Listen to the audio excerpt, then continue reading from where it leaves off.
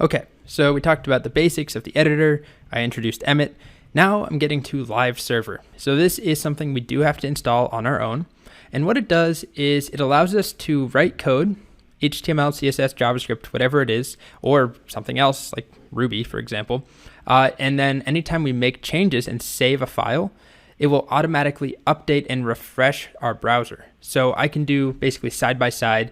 On the left side, I'll have my code. If I shut this, on the right side, I would have my browser. Right now, if I were to open this, let's say I add an H1, and in here I don't know, hello world. And this file is called demo.html. So you're welcome to do this if you don't want to install Live Server. If you're working with another editor that doesn't support it, all you need to do, of course, is go double click, find the file. Here it is, demo.html. It opens up. I'm going to move it to the other side. I use Spectacle, by the way, to do that. It's a free app. You can move windows around, up, down, side to side, full screen.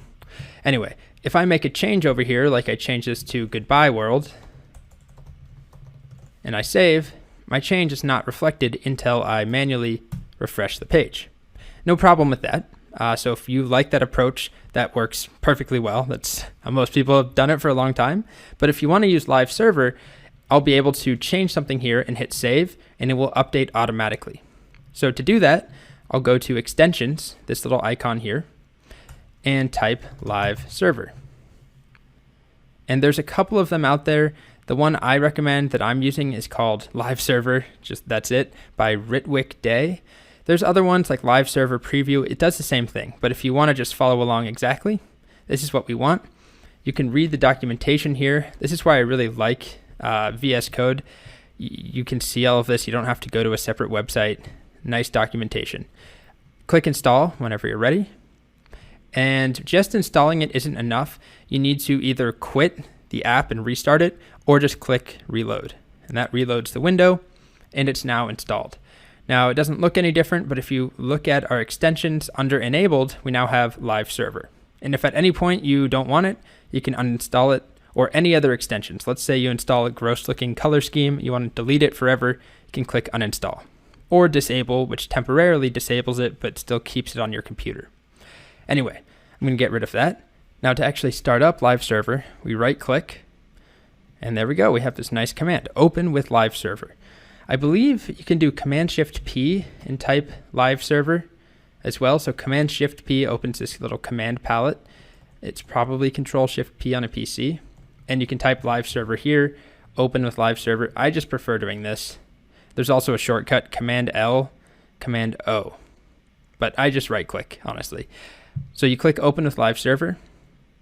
And notice what we get up here. I can't make this actually a larger font, the text in the window, but this is the URL we're browsing now. And compare that with what the old version was. Looks like this, where we're browsing an actual file on a location. We now have a server started up, and it's actually serving the entire directory. So I have a couple of files in here, and I could view any of them. But just to show you how it works, here's demo.html on the Live Server version. If I change something, let's say I add a paragraph, hello there, I still have to save, but as soon as I hit save, I just did, it updates over here. If I add, a UL, let's say an LI, let's do ×2, and then in each of those, I'm going to type hello and save. There I go. It updates over here. So this is just a nice workflow improvement. As we're typing Bootstrap, I don't have to go over here and refresh the page manually like I would to get a change here. I have to do return or Command R or file refresh or whatever it is to get those changes. And just to show you the other files in here, for example, if I connect this app.css file, I'm making H1s green, but I haven't actually connected it. So if I do that now, let me close this down. I'm running out of real estate here. If I go link app.css, which is the file, again, in this directory, you can see it automatically changed to be green. So it's not just changes that it's detecting in my HTML. If I change this color to now be the best color on earth, purple, it automatically changes. Also, I really like this about VS Code that it has out of the box these little color hints. You can also browse for a new color by hovering, and then you can change the color. Let's do an orange, sure, like that. And if you like that color, select it, save, and it updates. Okay, so that's pretty much it for Live Server. If at any point you want to stop it, so let's say that we're working in a new folder, it's only serving this folder here. So if I start working on a different folder, I'm going to want to stop this one, which you can go right click again, stop Live Server. And now at this point, if I do make another change like this, it's not reflected over here. And if I refresh the page here, there's nothing there. That server is stopped, but I can restart it at any point. And you get these little notifications. You can click don't show again if you prefer. It just tells you what's going on. So you'll see me do this a lot in the course.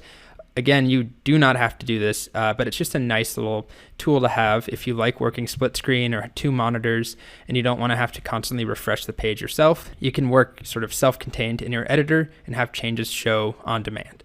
Okay,